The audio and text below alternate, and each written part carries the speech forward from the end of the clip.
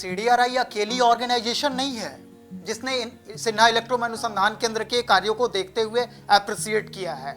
इसके जैसे बहुत सारी ऐसी organization, all India medical institute में मीटिंग हुई वहां के साइंटिस्टों के बीच में, और साइंटिस्टों में भी जो साइंटिस्ट जी कैटेगरी में जो हमारे डॉक्टर वीएम कटोच की कैटेगरी है, वैसे कैटेगरी के 2, 4, 5 साइंटिस्ट बैठे हैं और डायरेक्टर की अध्यक्षता में वो मीटिंग हुई है। और उस मीटिंग में इलेक्ट्रोहोम्योपैथी को इंट्रोड्यूस कराया गया। और जब लोगों ने सुना, और प्लस सुनने की, इलेक्ट्रोहोम्योपैथी एक्चुअली न्यू सब्जेक्ट है पूरी तरह से। जब सुनते हैं तो सुनने के बाद समझ में तो आती है कि अरे यार ये बहुत बड़ी चीज लग रही है, बट क्या अब ये पॉसिबल है? तो इसकी पॉसिबिलिटी हम सिर्फ और सिर्फ प्रैक्टिकल से दिखा सकते हैं। क्योंकि अगर हम ऐसे कह दें ना कि देखो सबसे पहले तुम अगर ऐसे खड़ा रहोगे और मेडिसिन को जैसे ही टच कराई जाती है, बिल्कुल तुम स्ट्रेंथ आ जाती है तुम्हारे शरीर में और बिल्कुल स्टेबल हो जाओगे, जिस पर कि कमेंट होते हैं कि 2 बूंद दवा से कुछ नहीं होने वाला होता है। मैं उसी की बात कर रहा हूं। जैसे ही मेडिसिन टच होती है, क्या होता है हमारे शरीर में, कौन सी ऐसी चेंजिंग आती है? अगर एक्सटर्नल एप्लीकेशन से कुछ नहीं होता है तो उन्हें मैं कह रहा हूं कि मैं तार ले रहा हूं, और तार तो उसमें 10, 12, 15 तार होते हैं ना, उसमें से एक तार को मैं निकाल के थोड़ा सा टच करा रहा हूं बॉडी से, एक्सटर्नली कराऊंगा, देखते हैं क्या होता है। करंट लगती है तो पता चलता है हमें। फ्रीक्वेंसी, उससे भी फ्रीक्वेंसी ही आती है और वही फ्रीक्वेंसी हमें अफेक्ट करती है, और देन हमारी बॉडी स्टेबल होती है उस समय, और हमें लगता है कि हमारे अंदर क्या एनर्जी आई है। जब कैंसर पेशेंट को जब 10 मिनट और 5 मिनट में जब रिजल्ट मिलते हैं, तब उन्हें फील होता है कि एक्चुअली ये हो क्या रहा है मेरे साथ। सब जगह से थके हुए हैं, क्या तो पूरी दुनिया ने ये कह दिया है कि अब मरने के लिए तैयार हो जाओ भाई, कैंसर हो गया, 5 साल आपकी लाइफ एज्यूम कर ली गई है। 5 साल में अब हो क्या रहा है? तो आपके ट्रीटमेंट चलने शुरू हो गए। अब ट्रीटमेंट चाहे कुछ भी चले, लेकिन जीना आपको 5 साल ही है, क्योंकि 5 साल आपकी लाइफ को लिमिट किया गया है। उसमें मैं रेडिएशन दूं, कीमो दूं, या उससे रिलेटेड जितने भी ट्रीटमेंट हैं वो दिया जाए, लेकिन लाइफ आपकी 5 साल ही है। तो वो ट्रीटमेंट कौन सी है? पैलिएटिव ट्रीटमेंट, उसको भी पैलिएटिव ट्रीटमेंट कहते हैं। हमारे मॉडर्न साइंस में भी जितने ट्रीटमेंट चलते हैं वो सारे पैलिएटिव ट्रीटमेंट की कैटेगरी में ही आते हैं, वो क्यूरेटिव ट्रीटमेंट नहीं है। क्योंकि 5 साल जब हमने लाइफ एज्यूम कर लिया कि 5 साल से आगे नहीं जाना है, तो क्वालिटी ऑफ लाइफ 5 साल में हम सोचते हैं ना कि थोड़ी सी अच्छी लाइफ बिता लें और कुछ नहीं। लेकिन उसमें भी जब हमारी स्थिति वर्स्ट होते जाती है, देन हमें यह कह दिया जाता है कि अब घर जाओ और सेवा कराओ भाई, अब कुछ नहीं किया जा सकता है, क्योंकि अब शरीर इस स्थिति में पहुंच गई है कि कीमो दे नहीं सकता हूं, क्योंकि कीमो दूंगा तो तुम्हारे शरीर में लड़ने की भी क्षमता होनी चाहिए, और वो क्षमता भी खत्म हो गई है पूरी तरह से। तो कीमो भी अब नहीं दिया जा सकता है, रेडिएशन दी नहीं जा सकती है, सर्जरी नहीं की जा सकती है कि ब्लड की कमी हो चुकी है पूरे शरीर में। उस समय हम क्या करें? कौन सा? उस समय सिर्फ ऊपर वाले को याद करते हैं, और इसीलिए ऊपर वाले ने इलेक्ट्रो होम्योपैथी को भेजा है अपने रूप में, क्योंकि ऊपर वाला भी एक एनर्जी का ही सोर्स है पूरी तरह से। और प्लांट्स में जो एनर्जी है, उस एनर्जी को इलेक्ट्रो होम्योपैथी ने पहचाना। जब मैटी ने कहा था, रिचनबर्ग की थ्योरी पढ़ के जब उन्होंने कहा था इस चीज को कि यार प्लांट्स में वोट फोर्स है, कुछ वोट फोर्स भी लोगों को बिल्कुल जैसे लगता है ना, वोट फोर्स नहीं कोई भूत है काट रहा है दौड़ के, यार ये वोट फोर्स, इसको मैं नहीं मानने वाला हूं कभी भी, ये क्या है? अरे क्यों भाई, पढ़ो तो सही पहले कि वोट फोर्स क्या है। अगर नहीं समझ में आ रही है तो सामने टेबल पे बैठो, मैं समझाता हूं, क्योंकि ऑनलाइन क्लासेस लेने का शौक मुझे कभी भी नहीं रहा है, क्योंकि मेडिकल की क्लासेस ऑनलाइन नहीं होती है। पढ़ाना तो है, लेकिन टेबल पे बैठ के रिफ्रेशर कोर्स चलेंगे उसके लिए भी, और जिसे भी शौक होगा, क्योंकि पढ़ाई शौक की चीजें होती है, मजबूरी में कभी भी नहीं हम पढ़ सकते हैं। और जो लोग ये सोचे कि मैं पढ़ लूं चलो रोजी रोटी का जरिया बन जाएगा, वो भी नहीं पढ़ पाएंगे। फिर पढ़ने की एक हॉबी होनी चाहिए हमारे अंदर। अगर हमारे सामने एक वर्ड फोर्स सब्जेक्ट आ गया, अगर एनर्जी सब्जेक्ट आ गई, तो हमें उसे समझना होगा कि एक्चुअली है क्या। अरे देखो, ये एनर्जी बोल रहा है, लग तो रहा है कि गलत है, लेकिन रिजल्ट भी अलग आ रहे हैं। जहां कह रहा है कि ये 99% का रिजल्ट नहीं 100% रिजल्ट दिए जा रहे हैं, फिर यहां पर तो सोचने के लिए हमें मजबूर होना पड़ेगा। बिल्कुल अगर इनोसेंटली हम अगर सुने तो, अगर नहीं पूरी तरह से अगर हम बायस्ड हैं किसी चीज को लेकर, देन हम तो सुनेंगे ही नहीं, क्योंकि हमने पहले से माइंड सेटअप करके रखा है इस तरह से कि सिन्हा इलेक्ट्रो अनुसंधान केंद्र ने बोला है, डॉक्टर एन एल सिन्हा की कॉन्सेप्ट है। ये गलत है यार, उन्होंने कुछ नहीं किया है। अरे कुछ नहीं किया है तो अभी खड़े कैसे हो? खड़े भी होने में कहीं ना कहीं कितने तो मैंने ऐसे ऐसे वर्ड सुने हैं लोगों के मुंह से कि लोगों ने कहा कि मैटी को ये बातें नहीं पता थी। कौन सीजर मैटी को ये बातें नहीं पता थी, इसको तो हमने पहचाना। रियल है कि काउंट सीजर मैटी को सारी बातें पता नहीं थी, हो सकता है, लेकिन जो तुम ये बोल रहे हो कि हमने पहचाना, पहचाने क्या तुम भाई? उन्हीं की साइंस को लेकर आज हवा में उड़ रहे हो और कह रहे हो कि हमने पहचाना। क्या पहचाने? पहचान भी नहीं पाया भी, क्योंकि जिस डेप्थ की साइंस को वो दे के गए हैं, उस डेप्थ की साइंस को समझने के लिए हमारी सोच की गहराई भी होनी चाहिए उसी डेप्थ की। और जब तक हम उस यूनिवर्स की स्टडी नहीं करेंगे, उस यूनिवर्स की, तब तक हम उस गहराई को नहीं समझ सकते हैं कभी भी। हमें समझना होगा। अगर इलेक्ट्रो होम्योपैथी को समझना है तो हमें उस गहराई को समझना होगा। ये सिन्हा इलेक्ट्रो अनुसंधान किसी पे कमेंट नहीं कर रहा है कि किसको समझ में आती है किसको नहीं आती है। बस इतना तो जरूर मैं कहूंगा कि अगर कहीं किसी को भी कंफ्यूजन हो तो आए और हम उसे समझाने की कोशिश करेंगे। वो समझेगा कि नहीं समझेगा ये मैं नहीं कह सकता हूं, क्योंकि समझना तो हमारे प्रारब्ध के ऊपर भी डिपेंड करता है कि हम किस चीज को समझते हैं और इसे नहीं समझते हैं।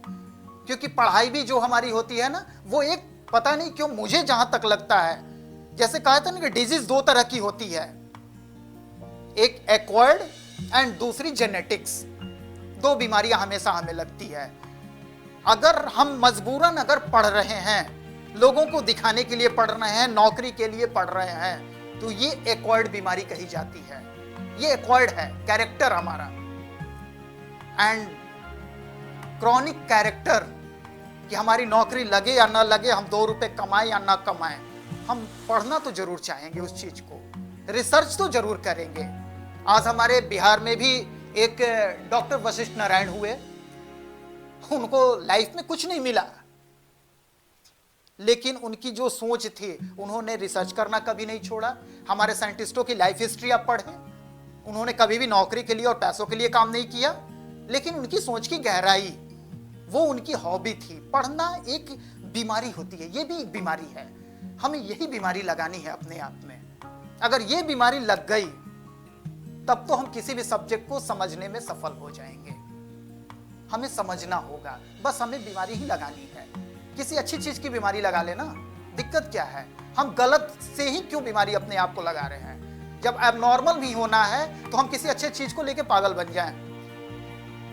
पढ़ना भी पागलपन है, हम पागल ही बने, पढ़ के पागल बन जाए ना, क्या दिक्कत है? नहीं पढ़ के पागल बन के क्या करेंगे? कम से कम इतना तो कहेगा ना पूरा वर्ल्ड, कह रहे देखो ये इतना पढ़ा कि पढ़ते पढ़ते पागल हो गया, तो ये खुशी की बात होगी। पढ़ते पढ़ते ऐसा पागल हुआ कि चलो भाई दुनिया को कुछ दे के चला गया। सारे साइंटिस्ट पागल ही होते हैं, उनकी बातें थोड़ी सी देर से समझ में आती है लोगों को, लेकिन अंत में तो आएगी। क्योंकि जब हम फंसते हैं कहीं पे ना, तो मजबूरी हो जाती है समझना। हम कहते हैं ना कि अब भी भाई हंसते हंसते समझ लो, नहीं तो एक वक्त ऐसा आएगा कि मजबूरी बन जाएगी समझना। इसके अलावा कोई दूसरा ऑप्शन नहीं होगा। और दूर रह के नहीं, पास आके समझो, क्योंकि पास में जब ऑरा टकराती है ना, तो हो सकता है कि अगर हमारे दिमाग उस लेवल पे ना खुल रहे हों, तो सामने वाले के ऑरा से भी दिमाग खुलते हैं समझने के लिए। समझ में आ जाएगी कि हम क्या समझाना चाहते हैं, और अगर नहीं अगर आ रही है तो इसके मतलब कि मेरे प्रारब्ध में नहीं है, छोड़ दो भाई मेडिकल साइंस।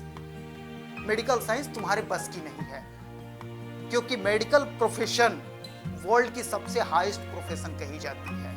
इससे बड़ी प्रोफेशन कुछ भी नहीं है। इसीलिए इसको कहा गया है कि ये बहुत ही सिविलाइज्ड है। इसमें हमारे आचार, विचार और व्यवहार तीनों मायने रखते हैं। हमेशा कहते हैं ना कि हमारे पेशेंट के साथ रिलेशन कैसे हैं। पेशेंट आ गया और उसके साथ कह रहे हमारे चेहरे का एक्सप्रेशन कैसा है, ये भी देखना होता है। अब क्रॉनिक डिजीज से सफर कर रहा है और हमारे चेहरे का एक्सप्रेशन बिल्कुल ऐसे तमतमाहट की तरह है, वो और बीमार हो जाएगा देख के। डॉक्टर का फेस भी मायने रखता है कि हम पेशेंट के सामने किस तरह से पेश आ रहे हैं, हमारे शब्द कैसे निकल रहे हैं, कहीं हमारे शब्दों से किसी को चोट तो नहीं लग रहा है। और चोट लगना वो तो थोड़ी देर के लिए तकलीफ देती है, लेकिन जब हम चोट लगाते हैं ना, तो उस समय हम पे क्या बीतेगी वो तो ऊपर वाला ही जानेगा कि क्या होता है। मैं बहुत ज्यादा इन सब विषय पे नहीं छेड़छाड़ करना चाहता हूं। मैं रियलिटी से, हमारा उद्देश्य सिर्फ ये है कि लोग जो अभी थोड़े बहुत भ्रमित हो जा रहे हैं छोटी छोटी चीजों को लेके। देखिए, मौसम कहा जाता है ना, हमारे देश में सारे मौसम आते हैं, तो बरसात भी आते हैं ना। अब बरसात में मान लीजिए कि थोड़े बहुत मेढक निकल जाते हैं कहीं कहीं से। अब मेढक निकले, उनको हम उनकी आवाज से हम प्रभावित हो जाएं, तो हम समझ जाते हैं कि अरे यार, इससे डरने की जरूरत नहीं है ना, इससे प्रभावित होने की जरूरत है। ये बस बरसाती मेढक हैं, आए निकले, जैसे ही थोड़ी सी मौसम चेंज करेगी ये हट जाएंगे। तो इलेक्ट्रोहोम्योपैथिक में बिल्कुल ही घबराने की जरूरत नहीं है। अभी पूरा वर्ल्ड अभी एनर्जी साइंस पे शोध कर रहा है, और हमारे लिए लक ऐसा है कि हमने जिस साइंस को अडॉप्ट किया इलेक्ट्रोहोम्योपैथिक को, उसका बेस ही एनर्जी है पूरी तरह से, और वो एनर्जी हमें मिला शोध करने के लिए। और रही बात एक शब्द गैंग्रेनोल फोर्ट, तो गैंग्रेनोल फोर्ट के लिए किसी को परेशान होने की जरूरत नहीं है। गैंग्रेनोल फोर्ट सिन्हा इलेक्ट्रो अनुसंधान केंद्र की प्रॉपर्टी है। मैं क्लियर कट बता दूं आप लोगों को, क्योंकि इसने रिसर्च किया है उस पे। इसकी पेटेंट के लिए फाइल की जा चुकी है, परमिशन भी पेटेंट के लिए मिल गया है। इसके बहुत ज्यादा जल्दी इसके गजट भी आ जाएंगे, क्योंकि ये सारा काम गवर्नमेंट से हो रहा है। गवर्नमेंट जैसे जैसे गाइड कर रही है, सिन्हा इलेक्ट्रो अनुसंधान केंद्र गैंग्रेनोल फोर्ट के लिए काम किए जा रही है। अगर हमें देना होता ऐसे ही, तो सबसे पहले हम किसी और को दे चुके होते। आयुष भी हमसे डिमांड कर रहा था कि डॉक्टर साहब, इलेक्ट्रोहोम्योपैथिक में ये जो गैंग्रेनोल फोर्ट बना है कैसे बना, ये हमें थोड़ा सा गाइड किया जाए। बट कहीं भी ये नहीं कहा गया कि आपने बनाया कैसे है। CDRI में भी बात हुई है, सब जगह, एम्स में भी बात हुई, हर जगह बात हुई, TMH में भी बात होती है अक्सर। आपके बनारस में एक कैंसर हॉस्पिटल नया खुला है जिसको प्रधानमंत्री जी ने इनोग्रेट किया था, उसके डॉक्टर पंकज चतुर्वेदी, उनके पास तक ये इंफॉर्मेशन है। वैसे वैसे हॉस्पिटलों में जब केसेस थोड़े बहुत फंसते हैं, उस समय गैंग्रेनोल फोर्ट को याद किया जाता है, उस समय याद किया जाता है। दिल्ली स्टेट कैंसर इंस्टीट्यूट, अब हम गैंग्रेनोल फोर्ट पे उंगलियां उठा रहे हैं, एनर्जी थ्योरी पे उंगलियां उठा रहे हैं, तो ये सिन्हा इलेक्ट्रो अनुसंधान केंद्र पे नहीं उठा रहे हैं। ये कंप्लीट हम वैसे वैसे साइंटिस्टों पे उंगलियां उठा रहे हैं जिस साइंटिस्टों ने इसको अप्रिशिएट किया है। जिसने अप्रिशिएट किया है उस पर हम उंगली उठा रहे हैं कि उसे साइंस समझ में नहीं आती है। उसने साइंस नहीं पढ़ा है ना, इसलिए वो ऐसा बोल दे रहा है। मतलब कि हमारे डॉक्टर सेठ पाठक ने साइंस नहीं पढ़ा है, जिसने BHU से PhD किया। आज वो 85 इयर्स ओल्ड होते हुए भी टेक्सास यूनिवर्सिटी में जो MD एंडरसन कैंसर सेंटर है, उनको एमेरिटस रिसर्च प्रोफेसर के पद पे रखा है, जो डायरेक्टर के बाद उन्हीं का स्थान आता है वहां इतने बड़े हॉस्पिटल में। उनको भी साइंस की जानकारी नहीं है। डॉक्टर चट्टोपाध्याय, उनको साइंस की जानकारी बिल्कुल नहीं है। CDRI के 7 साइंटिस्ट, डॉक्टर कुलकर्णी एंड उनकी टीम, उनको साइंस की जानकारी नहीं है। मतलब ये सारे साइंटिस्ट होते हुए भी इन्हें साइंस की बेसिक जानकारी नहीं है, इसलिए ये लोग गलती से इसको एनर्जी समझने की भूल कर रहे हैं। हम ये प्रूफ करना चाहते हैं बार बार कि ये एनर्जी नहीं है, इसलिए कि ये साइंस नहीं जानते हैं। बस फिनिश करो इसको। और हम जो कह रहे हैं, हमने एक इलेक्ट्रोपैथी को नया मोड़ दे दिया है, इसको एस्टैब्लिश कर लिया जाए। तो हमारे एस्टैब्लिश करने से नहीं होगी। जिसकी जो चीज है, अगर मैटी की है तो वो मैटी की ही रहेगी, चाहे हम कितना वो हाथ पांव चला लें। और कोशिश करके कोई भी देखे, अभी जिस लेवल पर सिन्हा इलेक्ट्रो अनुसंधान केंद्र काम कर रहा है, वहां तो अभी शायद वक्त बताएगा कि हम क्या कर रहे हैं और क्या नहीं कर रहे हैं। और हमारे जितने भी चिकित्सकों ने हमें अप्रिशिएट किया है और सपोर्ट किया है इस वेबिनार के लिए, मैं उन सब का तहे दिल से शुक्रिया अदा करना चाहता हूं। और इतना तो कहूंगा कि अब हमारी टीम, अब सिन्हा इलेक्ट्रो अनुसंधान केंद्र एक नहीं है, अब 50, 100, 200, 500 लोगों की टीम बन गई है। अब कोई कुछ भी कहे तो जवाब अब हम नहीं देते हैं। आपने देखा होगा, अक्सर देखा होगा कि क्वेश्चन बहुत सारे होते रहते हैं, हमें रिप्लाई देने की जरूरत नहीं होती है कभी भी, क्योंकि जानते हैं ना रिप्लाई देना क्या है किसी को। अगर रिप्लाई किसी को चाहिए, वो आए बैठे। अगर उसे आने में परेशानी हो रही है तो बोले मैं टिकट भेज दे रहा हूं ना, वो चला आएगा। वो टिकट भेज दे रहा हूं उसे, यहां बुलाऊंगा उसे, आने जाने रहने ठहरने सबका खर्च मैं बियर कर रहा हूं। आए आराम से, लेकिन पढ़ने के लिहाज से आए, कुतर्क नहीं, कुतर्क करने के लिए नहीं, क्योंकि यहां पे कुतर्क नहीं होता है कभी भी। यहां से अगर कुछ लेना है, सीखना है, तो आप आ जाओ। किराया नहीं है, किराए के पैसे दे दूंगा। आने के बाद रहने के लिए जगह नहीं है, वो भी मैं दे दूंगा, सब कुछ कर दूंगा, लेकिन सीखने के लिए आओ। अगर सीखने के लिए आ गए तो यहां पर से वो चीज मिलेगी कि शायद उम्मीद नहीं किया गया होगा। और इसका उदाहरण आप देख रहे हैं, इंदौर में भी हॉस्पिटल अपना रन कर रहा है। डॉक्टर अजय हरडिया जी ने जब पहली बार वीडियो देखा था, इसका मैसेज कि सिन्हा इलेक्ट्रो अनुसंधान केंद्र ने हौज खास में एक कैंसर हॉस्पिटल का इनॉग्रेशन किया है, उस इनॉग्रेशन में डॉक्टर वी कुमार जी भी हमारे गेस्ट थे, स्पेशल गेस्ट स्टेज पे थे। हमारे सेंट्रल हेल्थ मिनिस्टर ने, अश्विनी चौबे जी ने उसका इनॉग्रेशन किया था। डॉक्टर आर के ग्रोवर उसके चीफ गेस्ट भी थे, डॉक्टर अरुण झा, मतलब सरीके ऐसे ऐसे लोग उसमें पार्टिसिपेट किए थे उस इनॉग्रेशन में। और हौज खास दिल्ली का सबसे पॉश इलाका कहा जाता है, उस इलाके में कैंसर हॉस्पिटल का नींव रखा गया। और जब हमारे हेल्थ मिनिस्टर ने इसको देखा तो कहा कि प्रभात जी, ये हॉस्पिटल इलेक्ट्रोपैथी का खुल रहा है यहाँ पे। हम भी क्यों? तो नहीं, इतनी खुशी हो रही है कि अब लोग जानेंगे। और वहां मात्र 1 से 1.5 महीने के अंदर में 40 से 50 केसेस देखे गए कैंसर के, और एक भी केसेस ऐसा नहीं हुआ जिसमें कि ये कोई कह दे कि हमें रिजल्ट नहीं मिला। और उसमें से जो 40% ऐसे केसेस थे जिसको कि हेल्थ मिनिस्टर ने खुद रेकमेंड करके भेजा था। हेल्थ मिनिस्टर थोबड़ा देख के रेकमेंड नहीं कर रहा है, वो इलेक्ट्रो होम्योपैथी की क्वालिटी देख के कर रहा है। वो देख रहे हैं कि क्या हो रहा है यहां पर, कहीं कुछ नहीं हो रहा है, चले जाओ। बहुत ज्यादा परेशानी है, लगता है जैसे स्वप्न आ रहा है किसी को, कैंसर हो गया है, सिन्हा इलेक्ट्रो अनुसंधान केंद्र चले जाओ। अपना उद्देश्य सिर्फ इतना है कि अब केवल कैंसर पर काम करने से नहीं होगा। हमारे देश में बहुत सारे ऐसी जगह हैं जहां पर कि लोग, कोई पैरालिसिस पे काम कर रहा है, कोई जॉइंट्स पेन पे काम कर रहा है, कोई किडनी डिजीज पे काम कर रहा है, रेनल वगैरह पे। तो ऐसे ऐसे डिजीज पे जो काम कर रहे हैं और बिल्कुल जिनको अभी कोई जान नहीं पा रहा है, लोकल में ही उनकी पहचान बनी हुई है, उनको एक स्टेज पे लाना। और वो स्टेज लाकर मैं मंत्रालय को ये दिखा दूं कि हमारे यहाँ जो काम हो रहे हैं सिर्फ सिन्हा इलेक्ट्रो अनुसंधान केंद्र में नहीं हो रहा है, और भी जगह पे काम हो रहे हैं इलेक्ट्रोहोम्योपैथी में, और रियल इलेक्ट्रोहोम्योपैथी से। क्योंकि अदर साइड से अगर कोई काम कर रहा है और रिजल्ट ले रहा है, देन उसको मैं इंट्रोड्यूस नहीं करा सकता हूं, क्योंकि रिजल्ट तो हर साइंस लेता है। इवन झाड़ फूक वाले भी रिजल्ट लेते हैं, उसे भी इग्नोर नहीं करते हैं हम।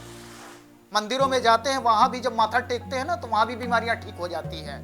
इसका मतलब हम ये नहीं कहेंगे कि वो भी इलेक्ट्रोहोम्योपैथी से ठीक हुआ है। Electro homeopathy, it means electro homeopathy, इसके अलावा कुछ नहीं। To dot. इसको लेके हमें जाना है गवर्नमेंट के पास और कहना है कि देखिए, हमारे इंदौर में हॉस्पिटल रन कर रहा है, डॉक्टर अजय हरडिया जी उसके डायरेक्टर हैं। खुशी की बात देखें, उनके एक लड़के ने एमबीबीएस किया, डॉक्टर आशीष हरडिया ने, डॉक्टर राजनंदिनी हरडिया ने बीडीएस किया। और ये सब कुछ करने के बाद सिर्फ और सिर्फ इलेक्ट्रो होम्योपैथी की क्वालिटी है जिसको देखते हुए उन लोगों का जो झुकाव है वो इलेक्ट्रो होम्योपैथी की तरफ हो रहा है। और सिर्फ उन्हीं का नहीं, इसकी एक्शन और रिजल्ट जब आ रहे हैं तो हमारे जो डॉक्टर आशीष हैं, उनके जितने मित्र हैं जिन्होंने एमबीबीएस किया था साथ में, वो लोग कह रहे हैं कि अब तो लग रहा है कि हम लोग एमएस अब फालतू का कर रहे हैं, एमएस और ये सब कुछ, अब हमें इलेक्ट्रो होम्योपैथी से एमडी कर लेनी चाहिए। इसके सिर्फ रिजल्ट को देखकर आज डॉक्टर हरडिया की पहचान पूरे इंडिया में जानी जाती है कि कैंसर हॉस्पिटल अगर कोई चला रहा है नेशनल लेवल पर, तो वो इंदौर में रन कर रहा है। और एक नहीं, 1,500-2,2 हजार किलोमीटर से लोग चल के आ रहे हैं और सफलता ले रहे हैं। सबसे बड़ी बात है वहां आकर, इस पे भी कुछ लोग कमेंट करते हैं कि वहां पैसे ज्यादा लग रहे हैं। खर्च हुए हैं भाई, करोड़ों की जब प्रॉपर्टी लगी है वहां पे। अगर हम हॉस्पिटल ना चलाएं, उसे छोड़ दें ऐसे ही, किराए पर दे देंगे ना, तो कम से कम 50 लाख रुपए किराया तो मिल जाएगा उसका। तो हम अगर किराए पर उसे ना देकर हम उसको हॉस्पिटल के लिए यूज कर रहे हैं, लोगों को लाभ दे रहे हैं, तो जो उसके खर्च है वो तो निकलेंगे। उसमें सपोज करो आपकी 20 एम्प्लॉई है, उसकी सैलरी क्या डॉक्टर हड्डिया घर से देंगे? आप दे देंगे क्या? आप तो 1 रुपए नहीं दे सकते हैं, हम 1 रुपए नहीं दे सकते हैं, वो बेचारे कहां से देंगे? तो वो होता क्या है, हर जगह यही होता है। केवल हमारे ये कमेंट सिर्फ हमारे इलेक्ट्रोमोपैथ्स की तरफ से होता है, अदर साइड से कभी भी नहीं। अदर साइड वाले ये देखते, खुद पेशेंट भी कमेंट नहीं करते, कोई भी कहते हैं कि सर यहां तो कुछ हुआ ही नहीं, हमने तो 5 लाख 10 लाख फूक के आ गया चारों तरफ से, यहां तो कुछ पैसे ही नहीं लगे हैं। और जो रिजल्ट मिला, जिसकी तो मतलब सपने में भी नहीं सोचे थे कि ऐसा कुछ रिजल्ट मिलने वाला है, और वो रिजल्ट वहां पे एक नहीं एक मतलब इधर 2-3 महीनों के अंदर में इतने ज्यादा केसेस हो गए हैं, और वैसे वैसे केसेस कि रियली में इलेक्ट्रोहोम्योपैथिक डॉक्टर, अब भी सबकी मैं बात नहीं करूंगा, लेकिन जिन्होंने काम नहीं किया है इलेक्ट्रोहोम्योपैथी में, अगर उनको दिखा दिया जाए तो कहा जाता है ना कि उनकी आत्मा का भी हार्ट अटैक कर जाए, वो स्थिति हो जाएगी। उनको सपना भी देखना होगा कि ट्रीटमेंट किया कैसे जाता है। समय देना मायने नहीं रखता है। बाल तो धूप में भी पका लेते हैं हम, अपने एक्सपीरियंस से कितने बाल पके हैं ये दिखाएं हमें, ये ना दिखाएं कि हमारे बाल पक चुके हैं। बाल तो अभी के समय में 15 साल और 16 साल के बच्चों के बाल पक जा रहे हैं, पेंटेथोनिक एसिड की कमी हो रही है। तो बाल पकने से कोई मायने नहीं रखता है, हमारी अचीवमेंट क्या है हमें वो बार बार दिखाई जाए। साइंस आपकी बहुत खूबसूरत लग रही है सुनने में, अरे बहुत खूबसूरत लगने से नहीं, what a patient needs neither science nor your philosophy. आपके ना साइंस से उसे कोई मतलब है, ना आपकी फिलॉसफी से मतलब है। What the remedies which cure, उसे एक ऐसी मेडिसिन की जरूरत होती है जिससे वो ठीक हो सके, और बस हमें वो चाहिए। अगर हम वो नहीं दिखा रहे हैं तो चाहे हम कितना हूं अच्छे एंकर बन जाए भाई, वो जीटीवी से हम आ जाए, दूरदर्शन से आ जाए, चाहे कहीं से आ जाए, कोई फर्क नहीं पड़ने वाला है, सीधी सी बात है। और बोल भी कहां रहे हैं, शब्द भी नहीं तो नहीं मिलते हैं कभी कभी, और खैर हमारे पास भी शब्द नहीं होते हैं बोलने में। ऐसा मैं नहीं करूँ कि मैं बहुत ज्यादा यहाँ पे वक्ता बन के बैठा हूँ, क्योंकि जो साइंस पे काम कर रहा होता है वो वक्ता जल्दी नहीं होता है, लेकिन कोशिश कर रहा हूँ कि अपनी बातों का जो प्रेजेंटेशन है वो सही तरीके से किया जाए, और बिल्कुल एक सुधरी लैंग्वेज में, क्योंकि सिविलाइजेशन इलेक्ट्रोहोम्योपैथी में सिखाई जाती है, इलेक्ट्रोहोम्योपैथी में नहीं मेडिकल साइंस में सिखाई जाती है। और सिविलाइजेशन हमारे संस्कार भी होते हैं, हमारे संस्कार। हम अगर किसी को अभी अगर हम गाली भी दे दें तो सामने वाले पे बहुत ज्यादा का फर्क नहीं पड़ता है, लेकिन हमारे ऊपर तो फर्क पड़ जाता है कि सामने वाले में एक इमेज बना देता है पूरी तरह से कि जरूर ये उसी संस्कार से बिलोंग किया है ये, क्योंकि इसके शब्द बता रहे हैं। जैसे ही हम अपना मुंह खोलेंगे ना, हमारी पूरी डायनेस्टी सामने आ जाती है कि हमारी डायनेस्टी क्या है। आज तो बस इतना ही। अगर हमारी अभी 4 और दिन चलने वाले हैं वेबिनार के पीरियड, उसमें कुछ कुछ सब्जेक्ट को मैं लेकर आऊंगा, और मैं कोशिश करूंगा कि आप लोग को रियल इलेक्ट्रोहोम्योपैथी से अवगत कराता रहूं। धन्यवाद।